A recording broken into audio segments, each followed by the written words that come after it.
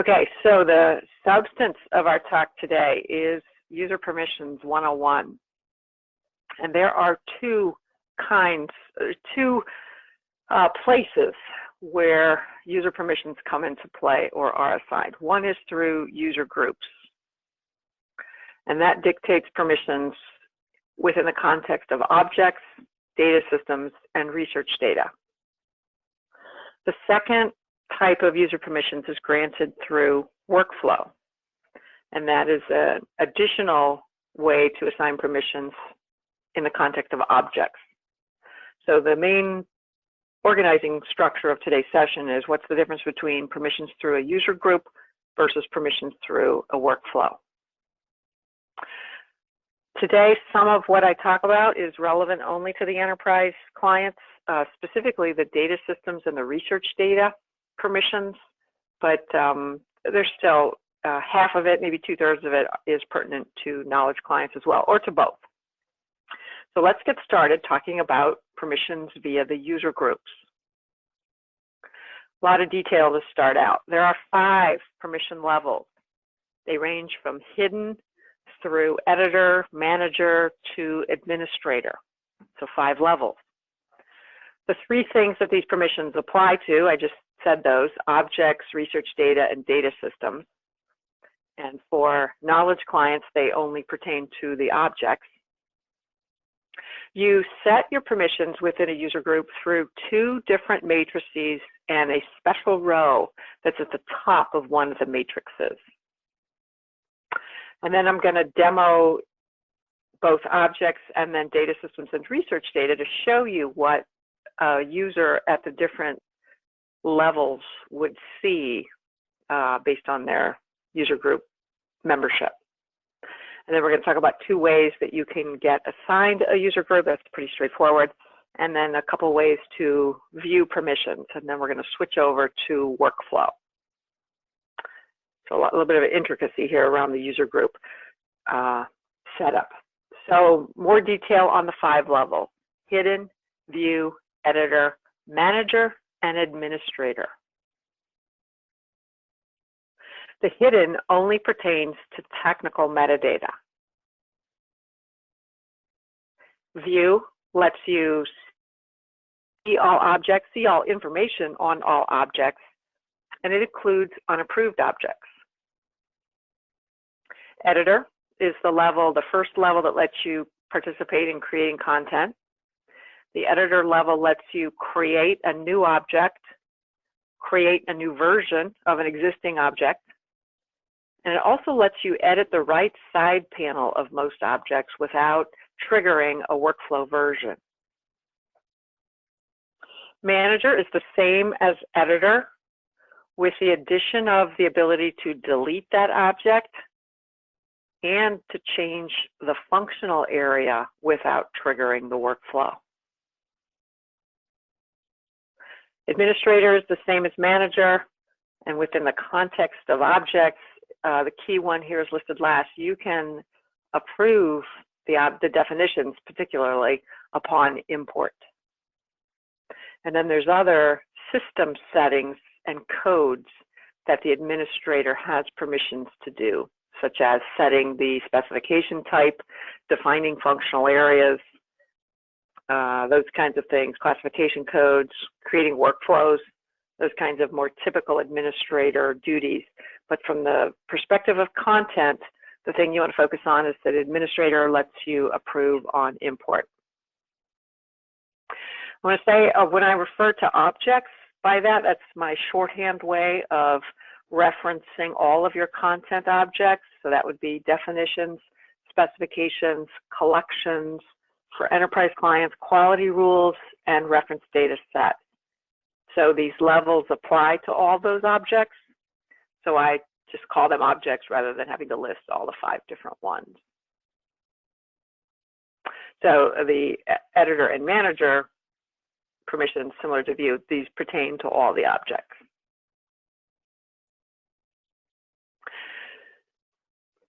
So again, here's a review of the things that the permissions apply to, both the objects and to the data systems and the research data for enterprise and for enterprise clients. research data and data systems. In knowledge, the data system permission is governed at the administrator's users group. And it's much simpler. There's very much less information that you can say about data systems. There's a lot less descriptive metadata. There's no schema. So that permission is bundled in with administrators. The Enterprise Edition has a significantly richer feature set around data systems, and so we created a permission block around that so that we could uncouple it from the administrator role and give you more flexibility in assigning that task to manage the data systems to get that out of the administrator's bucket. Research data is also only pertinent to enterprise clients. Research data is the data that is brought back from a quality rule that has been executed against your actual data. The research data is the rows of failed data. So if you have a quality rule for gender can't be null, the research data would consist of all the rows of people who had a null gender. So it's real data. So because of that sensitivity, the permissions for who can view that and interact with that data is governed separately well, it's independent from anything else in Data Cookbook. So let's talk about now the user group. Let's talk about the matrices and that special row that is governing the data system information. So there's two matrix. I know. I'll just say they're matrices. I don't even know.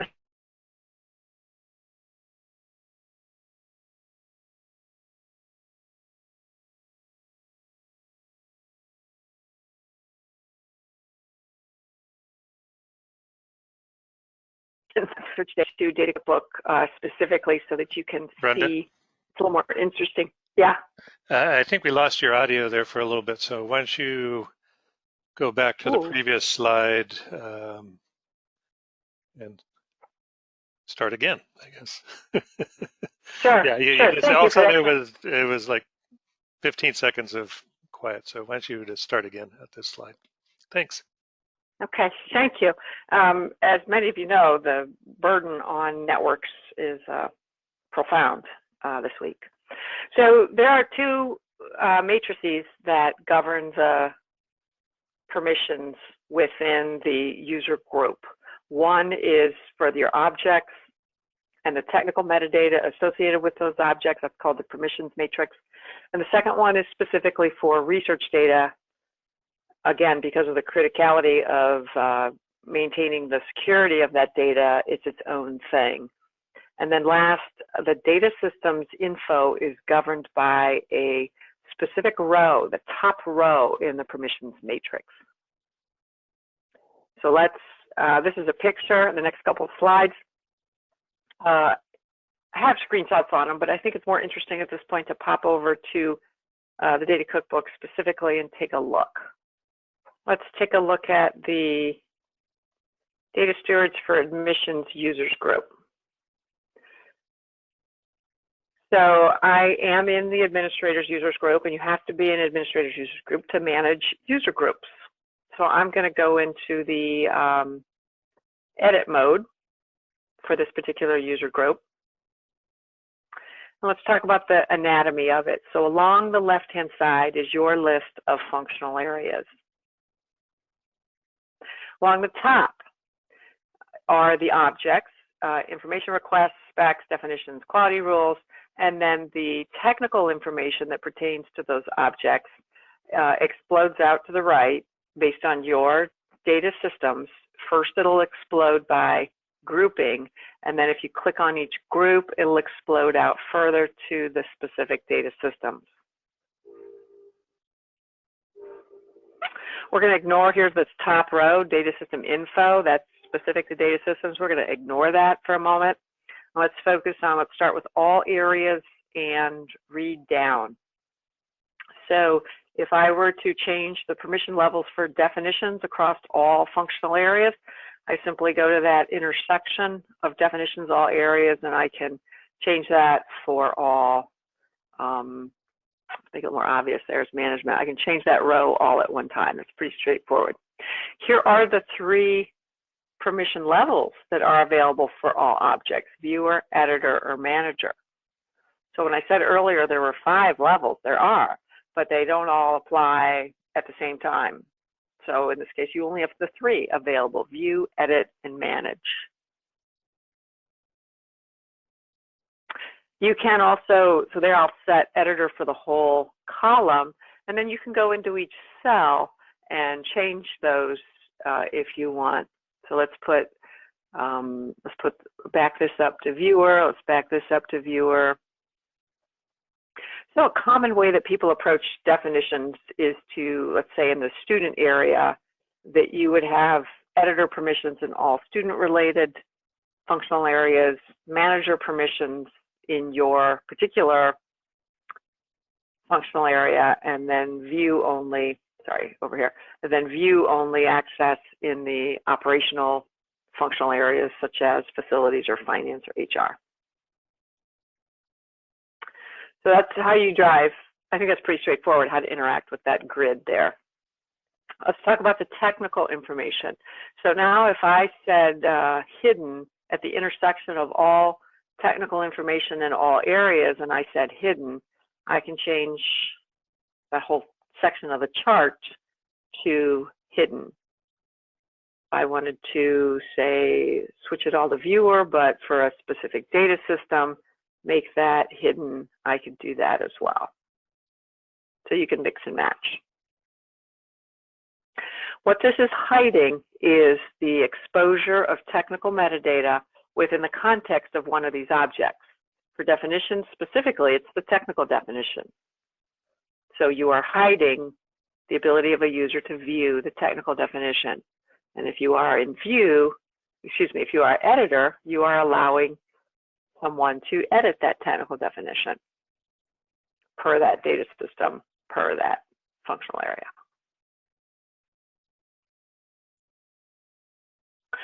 So let's talk a little bit now about the data system info row. For enterprise clients, this row is driving what you see in the data systems module. And this row works across the board. I can switch everybody to hidden, and that'll just trigger across the row. Everything is hidden, and then I could, cherry pick that if I wish, or just make that all viewer if I wish. For knowledge accounts, you do see this row. It's not active. So you would not be able to click on it and make changes, but you do see it. Scrolling to the bottom, there's our second matrix, the research data permissions. This matrix consists of your functional areas down the left-hand side, and on the right, all your technical data systems, first by group and then by specific data systems, and it continues to explode out to the right. So, at the intersection of all technical and all areas, you can hide the whole thing, or you can cherry pick it in the same way you saw me cherry pick up above. Let's put this to viewer. It's interesting that this level of things is non-viewer and editor. I wish that said hidden. It is hidden, that's how it operates, but there's a little inconsistency there in the user interface as to that language. Which also brings to mind, so right, there was 5 users, this one's missing the manager level, right? It's got hidden, viewer, and editor. Same thing with the technical information up here.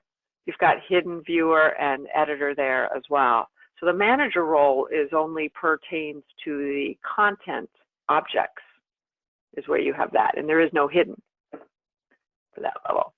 So there's generally 3 levels. You just don't get all 5 at once.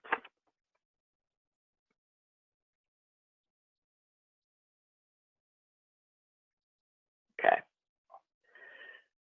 So that's the anatomy of a specific user group. Every user group will have these 2 matrices, and you fill out the permissions level that you want based on what you're trying to accomplish with the users who you want to put in this particular user group. Membership in the group gives you the permissions that are dictated by the matrices for that group. Any individual user will have the highest level of permissions that they are granted in any user group. If you are a manager for something in this user group, but in another user group you don't have that manager permission, you will still always have manager permission. So the highest permission level trumps. So given that kind of large amount of detailed information, let's go back to our slide deck and talk about, or look at some specific examples. So let's look at, these are just 3 slides of what I just showed you live there. So let's go to the demo. So let's take objects first, which is that first permissions matrix. So we're going to start with lower level, no, excuse me, we're going the other direction, higher level permissions, and we're going to move down to lower level. So we're going to start at the manager level, typically assigned to a data steward. So our example here, registration, who's our data steward for enrollment. Reggie has the manager level permission for the enrollment functional area. So under definitions, Reggie sees the created definition, and on a specific definition over here on the right, Reggie sees the complete information. He sees the technical information. He could kick off a new version of this definition if he wanted to change something on the left-hand side of this bar. On the right-hand side of this bar, where he has the edit pencil, Reggie can change functional area, synonyms, tags, related definitions, related quality rules, submit a quality issue, which actually any user can do at any time. So he could, where this pencil is, he could make a change to those items without triggering a new version. In other words, hardly anybody would notice. So it's a convenience because these things are considered slightly less critical than actually changing the functional definition or the technical definition. Changing again on the left side of this bar requires a change in version.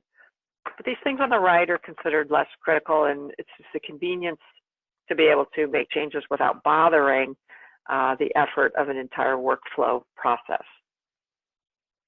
The caveat to that is if he changes the functional area to one that happens to be a conditional on a different workflow, that would trigger that conditioned workflow. So that's the last thing that Reggie can do is this red button at the bottom. It says delete this definition. Reggie can wipe the whole thing out and it's gone completely, no trace. So let's dial that down a little bit. If this is manager, let's dial that down to editor. So a persona named Dan Helper is logged in, and as editor, Dan can still create a definition. So he sees the create option under the browse definitions. And for a specific definition, he sees very similar to Reggie. He can version it. He can see all of the technical metadata. He can change some of the things on the right, fewer things than Reggie could. Specifically, he cannot change functional area at all. And he cannot delete the definition. So that's the 2 main differences between editor and manager.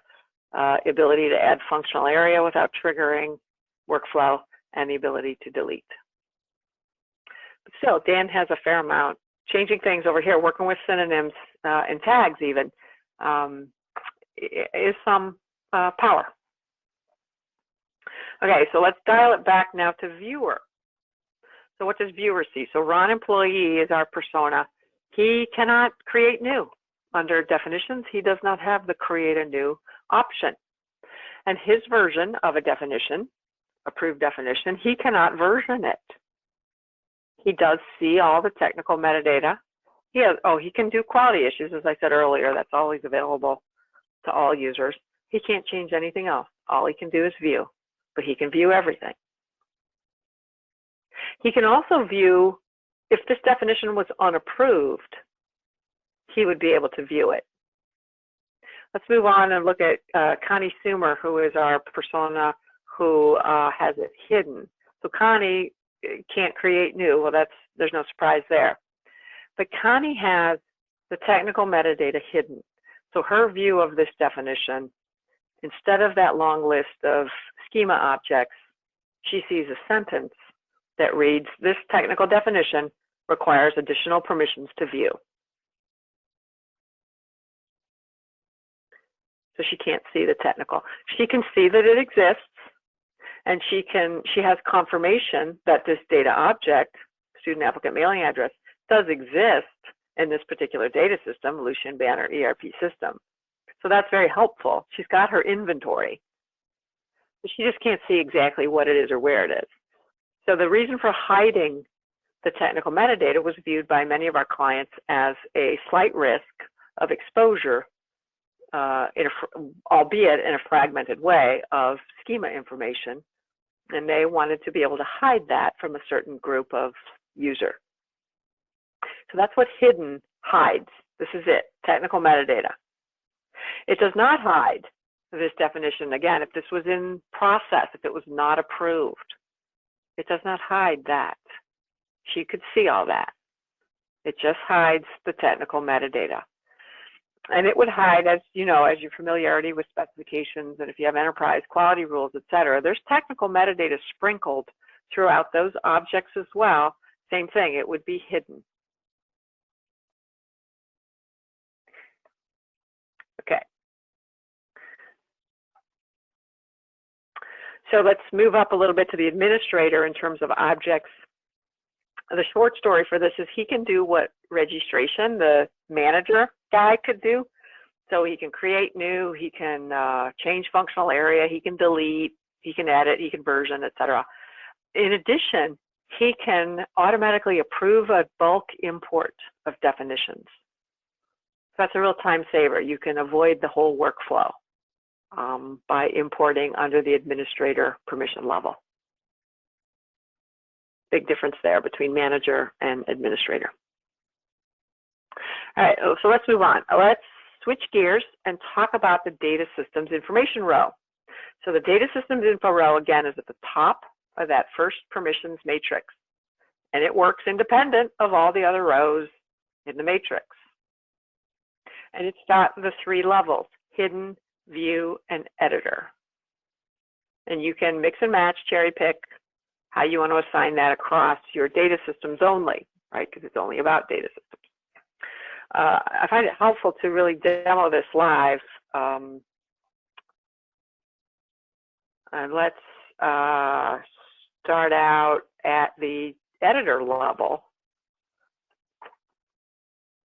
Our user here, his name is Tech Nichols, and Tech has editor permissions for data systems. And again, we're in enterprise client. So here it is, data systems. He can create data system and he can create grouping. Let's take a look at the create. Oh, sorry, I didn't want to go there. Let's create. Let's go to browse. You don't have to see what create. You know what that is. Create is create. Let's look at browse. What can he see on browse? So he sees. Here's his list. And if he clicks on each one, he can drill further. There's quite a bit of rich descriptive metadata about data systems on this page alone, but if he clicks on the title, he can see even more. There's a little bit more descriptive information about that data system further. And because he can edit, he could edit this information, this descriptive information. The other critical amount of information is the schema itself. So he can view the schema that is provided here for Lucien Banner through his iData Hub connection, which has crawled through Banner and provides the schema live right here within Data Cookbook. Here's all 20,000 columns, etc. And Tech can edit the descriptive metadata at the schema object level. You could also, if you were, for your data system, if you were manually typing in the schema, which some clients do for smaller data systems, you would be able to manually type in some of that. So you can, my point is that you can interact and change and edit and provide the actual schema information with that editor permission level, as well as the descriptive metadata for the data system. Again, that's with that editor permission level on the data system info row. So let's dial it back. The level below that, I actually forget who my user is. So Technicals is the editor. Ron employee has view access. So let's see what Ron sees.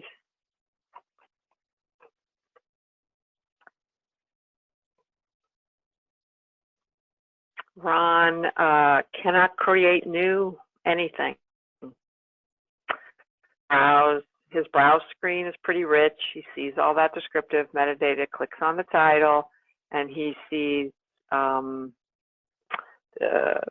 descriptive, further descriptive metadata, and he can see the schema. He cannot add schemas or change schemas, but he can see it, and he can drill through it completely. So that's view. Let's take a look at, let's go one further and look at what hidden looks like. And of course, our user for this is Connie Sumer. Connie has data system info permissions hidden. She can get this far, she can browse, but even her browse experience is extremely curtailed. This is all she gets.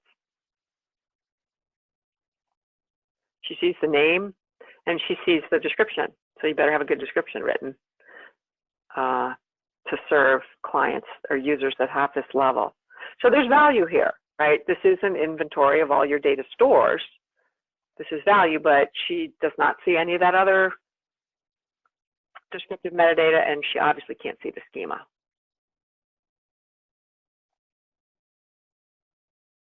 So that's the different levels of permission level for data system info row. All right, there's Connie. Oh, let's talk about admin. Admin, the short story here is admin sees the same thing as Technicals, editor permission level, so can create systems and groups and can edit the schemas or the metadata, same as Technicals. All right, let's switch gears now and talk about research data. Again, separate matrix. So let's talk about, and you've got three levels here, hidden, view, and editor. So what does that look like in the actual object? So a reminder that research data is posted as an attached file to a quality issue. And the quality issue is automatically generated by your iData Hub because that's what found the failed rows. So the Hub finds it, pops it over into your Data Cookbook, posts it as a file attached to an issue. I know that was a mouthful, but for enterprise clients, I think you know what that all is. So what can you see? So on the left, there is, and actually this is a little hard to see. Let's go into the cookbook directly and let's just log in as Reggie. So how do you see that? So you navigate to the quality issue, which is where the data is posted. We're just going to look at this top one here. So this is the issue, a little bit easier to see. And Reggie has editor, this is the highest level. He has editor permission levels. And he has research data, actually he also has admin. Let's dial him back from admin so that you can see those.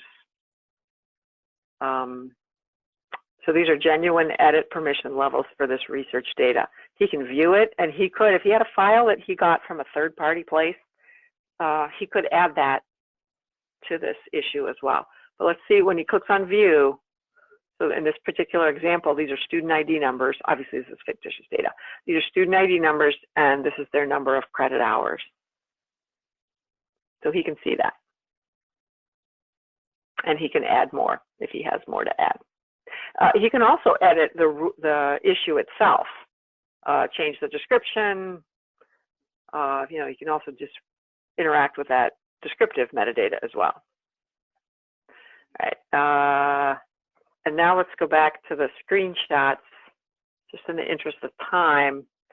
And if you have view, which is what Peter Jones has, that button is blue.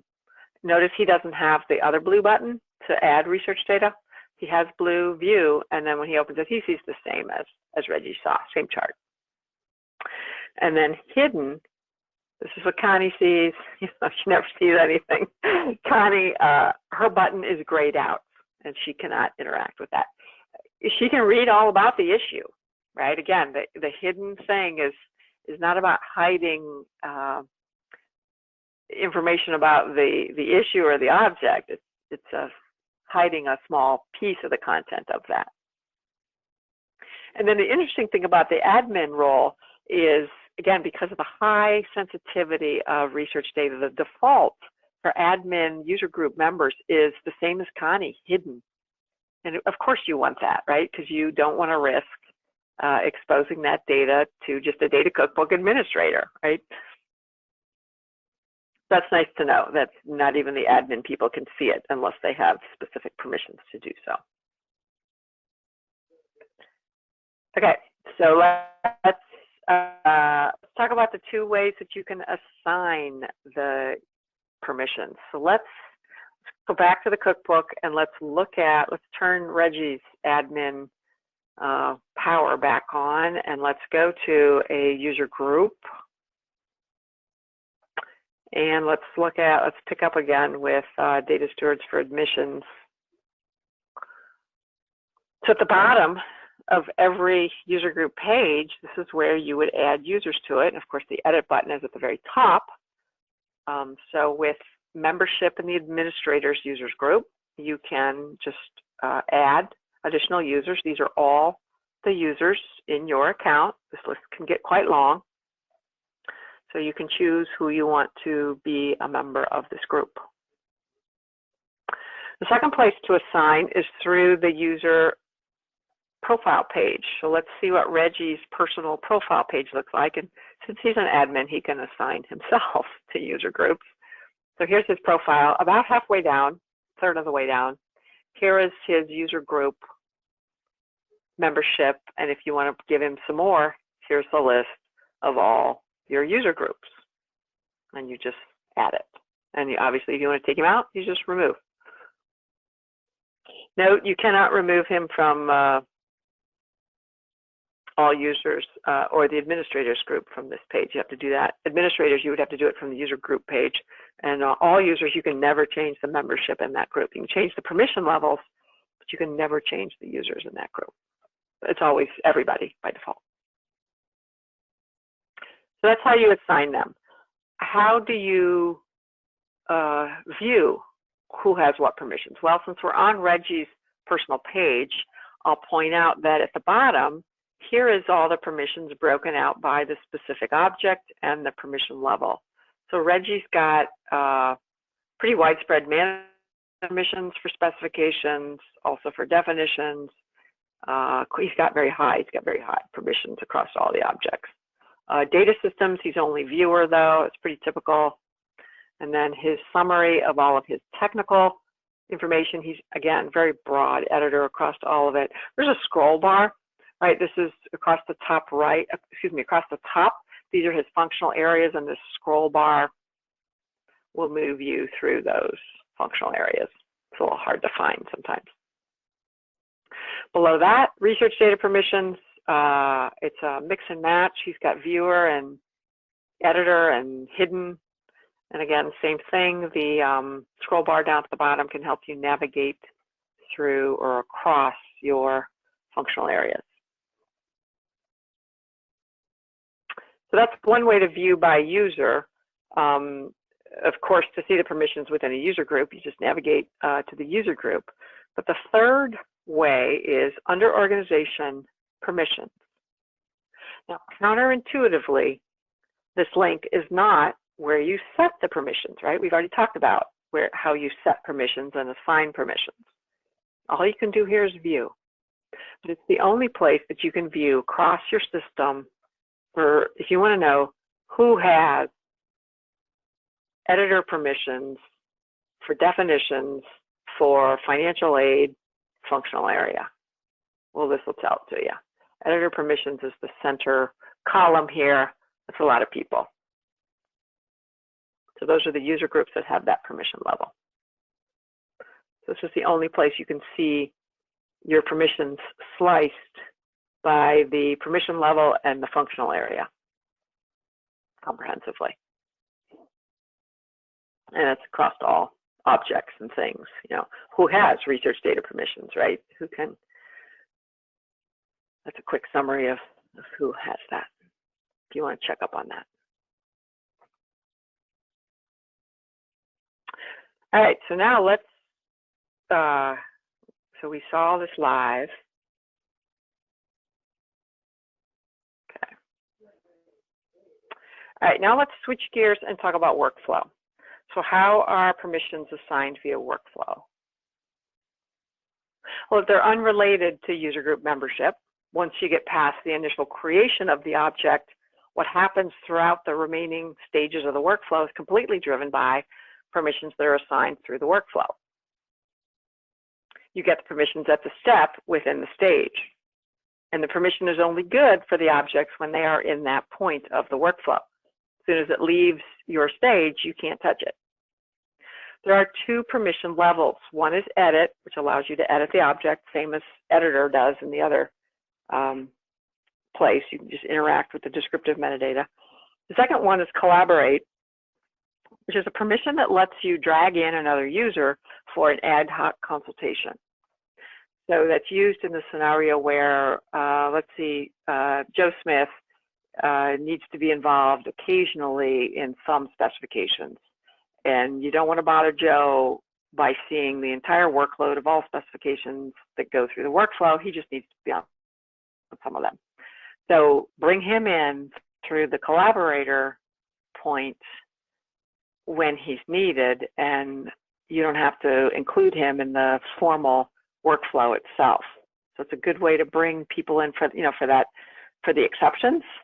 Then you don't have to design your workflow to accommodate that's how you design your workflow to accommodate exceptions, is by using the collaborator permission.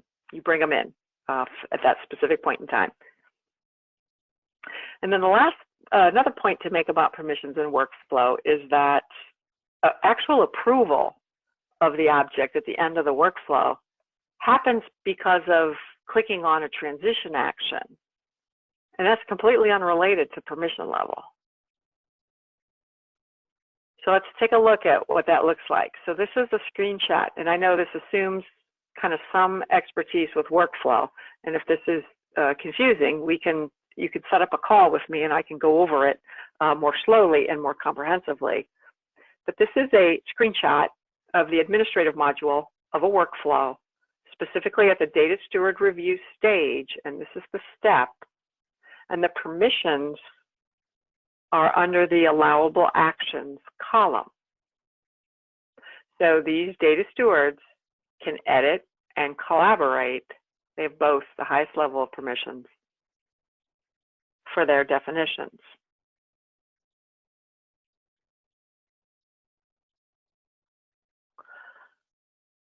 So you might be thinking, well, why would I never not have edit as a permission in the workflow, right? The whole point of workflow is to create those objects, right, and work on those objects. Well, the scenario is, let's say you've got a data governance team or other kind of approval type group of people, and there's like 10 people on it.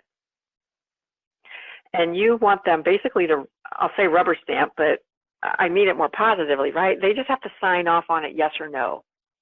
And if you let them edit, then the other people in the group would never be able to figure out what was edited by the group members versus what had been presented initially unedited to the group. You don't have control. So don't allow anybody in that group to edit. Everybody looks at the object at face value as is, and if they don't like it, they reject it, is how they signal on, if they're good, they write a comment to say why they rejected it. So it's a vote, kind of a yes, no, and if they approve it or they reject it. So that's an example of a scenario where you have no permission to interact with the content material itself, but you are approving. That's how the approval occurs, is by the people in this group clicking on the approval transition action. If you want to see that, here's a definition here's the gray workflow panel. So the next step here would be for that person to click on the approve stage or transition action button, sorry about that. and that would bring this object to the approved state. They do happen to have the edit permissions here as well, but again, what makes it approved is the ability to click on this button, not a permission level to interact with the content. So in summary, for both kinds of ways that permissions are assigned, functional area, because it's that left-hand column in the matrices, is critical to drive your granularity of permissions. Generally, I advise clients to be pretty generous with the editor permission level, because it's a good data governance practice is to be generous with people starting ideas and making suggestions. You want to really keep that front door propped wide open, and then you let your workflow control it down the road if the person who suggested it was off base in some way or misdirected or something. Next point is users initially. I don't care how your account was created, you land in the all users group and you stay there until someone manually moves you to a group that has higher permissions. So whatever safety zone you need to create for your organization in terms of permissions, the most conservative permissions, you better have your all users group reflective of that level. Reminder, again, permissions are independent of data governance roles. A data steward probably has manager role, but doesn't have to. Permissions are independent of who approves objects. And then the last point is to take some time. I encourage you, we just didn't have time in the session today, but take some time to understand the data system info permissions versus the technical metadata permissions, and just get clear on how that works for enterprise clients with regard to your schema objects. You just want to be clear on where you can and cannot go exactly for those two items. It doesn't, if you explore that further, it doesn't introduce deviation from what I said today, but you just want to be familiar with the intricacies of how that plays out specifically, I think, for your own comfort level. So I think now let's turn to questions. Jim, how are we doing with questions? Let me check. I see one from, I see Donna from California University of Pennsylvania. I think we're good on questions. You must have did a great job today. No, it's a lot of information. I think it's just a lot of information to absorb, and I hope listening to it verbally helps make it works well in combination with the written documentation in the administrator's guide. It's also tricky to get that difference in permissions between what happens through user groups versus what happens through workflows.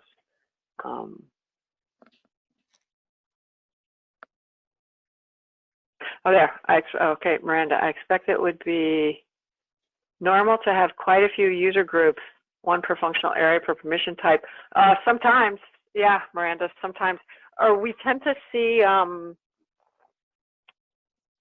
user groups by role, by functional area. Or you're right, by permission level. So editor for admissions, editor for financial aid, etc.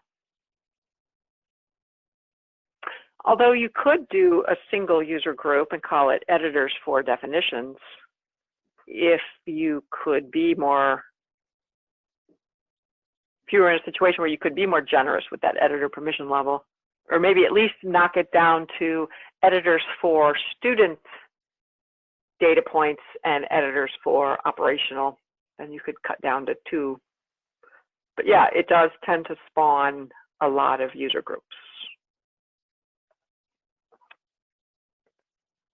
And you can have unlimited user groups. That's a positive thing. The downside of that is you have to manage them manually. So it's also why I think you want to have a plan for how you approach, you want to have a philosophy for how you're approaching permissions, and write that down so that you are consistent.